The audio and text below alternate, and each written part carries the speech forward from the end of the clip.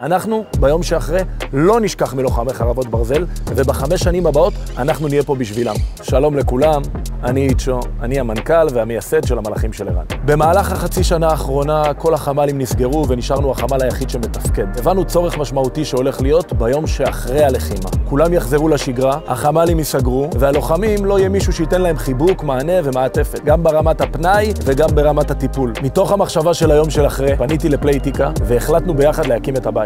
בית שייתן מענה לכל לוחמי חרבות ברזל. בית שיהיה ל5 השנים הקרובות, בשביל שכל לוחם חרבות ברזל תמיד יהיה לו מקום להגיע אליו.